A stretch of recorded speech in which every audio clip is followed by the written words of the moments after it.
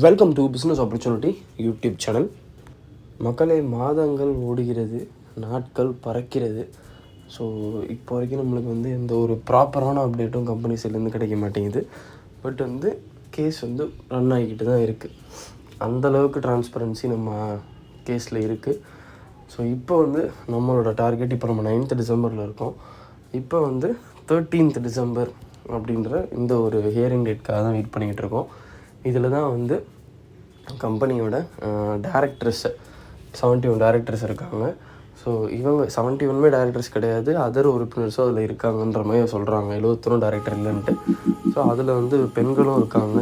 So இப்போ எவ்வளோ சீக்கிரத்தில் இந்த கேஸை முடிப்பாங்க, ஒரு பெயில் கொடுப்பாங்க அப்படின்றத நம்ம 13ஆம் தேதி தான் பார்க்கணும். ஏன் இத்தனை நாள் தாமதம் அப்படின்றதும் தெரில.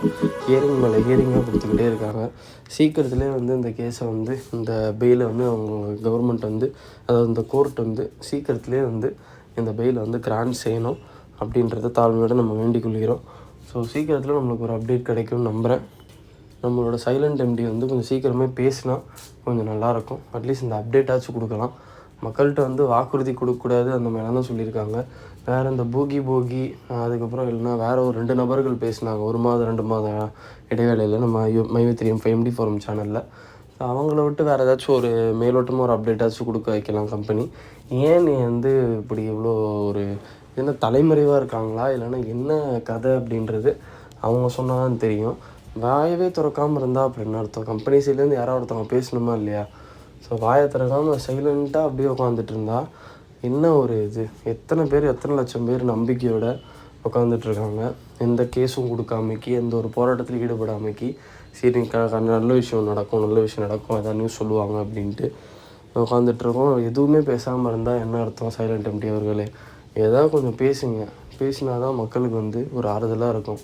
உங்களே மலைக்கும் மேலேயே அவங்கள நம்பி இருக்கோம் நாங்கள். சீக்கிரத்துலேயே ஒரு நல்ல அப்டேட் கொஞ்சம் சொல்லுங்கள். ஏன்னா இப்போ நம்மளை எந்த பக்கம் எப்படின்னா, ஒரு குதிரை இருக்குது, அந்த குதிரைக்கு அப்படியே சைடில் கண்ணில் ஒன்று கட்டி விட்ருவாங்க பாருங்க, அதை அந்த ஸ்ட்ரெயிட்டாக தான் பார்க்கணுன்ட்டு. ஸோ நம்மளை எங்கே பார்க்க வைக்கணும், எங்கே யோசிக்க வைக்கணுன்றதை அவங்க முடிவு பண்ணிடுறாங்க. இப்போ நம்மள இந்த ஹியரிங் டேட்னு ஓட விட்ருக்காங்க இது பின்னாடி. சப்போஸிங் இது பெயில் கிட்டலன்னு திருப்பி அடுத்த ஹியரிங் டேட்டுக்கு தான் நம்ம உட்காந்துக்கிட்டு இருப்போம்.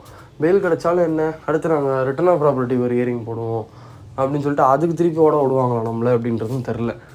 ஸோ சீக்கிரத்தில் நல்ல அப்டேட் வரணும். இந்த கம்பெனி 2025 26 நிறைய விஷயங்கள் மறைக்கிறது புரியும்னு நினைக்கிறேன். 2026 தான் நினைக்கிறேன். 2026 பயங்கரமான கம்பெனி ஆகும் அப்படின்ற மாதிரி சொல்லிகிட்டு இருக்காங்க. 2025 இந்த கம்பெனி போகுமா அப்படின்றது நிறைய பேருக்கு இப்போ கேள்விக்குறியாக இருக்குது. ஸோ சீக்கிரத்தில் நம்மளுக்கு நல்ல அப்டேட் கிடைக்கணும். இந்த கம்பெனி மாடியூல் சூப்பரான மாடியூல். இந்த கம்பெனி திருப்பி மார்க்கெட்டுக்குள்ளே வந்தால் மிகப்பெரிய ஒரு மாற்றத்தை கொண்டு வரும். மைவித்ரி அட்ஸ்ன்ற கம்பெனி இந்த ஒரு சூப்பரான ஒரு புரட்சிகரமான ஒரு பணம் சம்பாதிக்கும் வழி, ஒரு நேர்மையான பணம் சம்பாதிக்கும் வழியாக இருக்கும். இது சீக்கிரத்தில் கவர்மெண்ட் ஏதாவது சின்ன சின்ன மாற்றங்கள் பண்ண சொன்னாலும் எம்டி அதை கண்டிப்பாக ஏற்றுட்டு அவர் பண்ணுவார் அப்படின்றத நாங்கள் நம்புகிறோம். சீக்கிரத்துலேயே இதுக்கு ஒரு நல்ல அப்டேட் கிடைக்கணும்.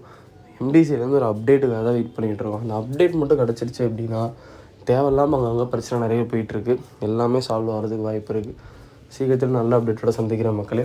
அது வரைக்கும் Tata, take care, bye and stay safe மக்களே.